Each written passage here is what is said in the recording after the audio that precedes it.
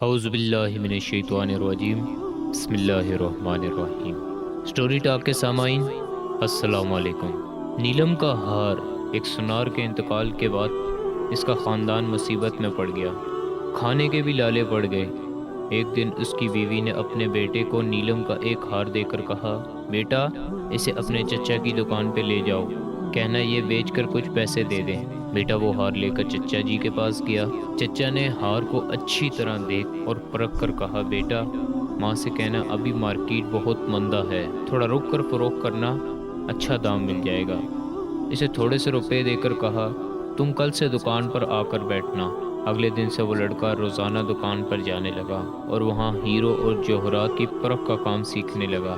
ایک دن وہ بڑا ماہر بن گیا، لوگ دور دور سے اپنے ہیرے کی پرکھ کرانے آنے لگے۔ ایک دن اس کے چچا نے کہا، بیٹا اپنی ماں سے وہ ہار لے کر آنا اور کہنا مارکیٹ میں بہت تیزی ہے، اس کے اچھے دام مل جائیں گے آپ کو۔ ماں سے ہار لے کر اس نے پرکھا تو پایا وہ تو جعلی ہے، وہ اسے گھر پر ہی چھوڑ کر دکان لوٹ آیا۔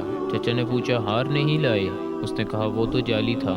تب چچا نے کہا، جب تم پہلی بار لے کر آئے تھے اس وقت اگر میں اسے جعلی بتا دیا ہوتا تم سوچتے کہ آج ہم پر برا وقت آیا ہے تو چچا ہماری چیزوں کو بھی جعلی بتانے لگے۔ آج جب تمہیں خود علم ہو گیا تو پتہ چل گیا کہ ہار نکلی ہے۔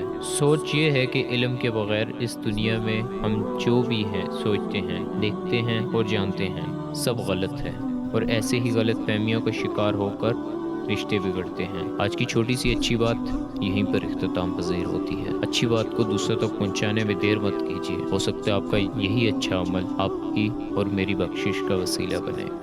دعاؤں میں یاد رکھیے گا، چینل کو سبسکرائب کیجیے گا، کمنٹ کیجیے گا۔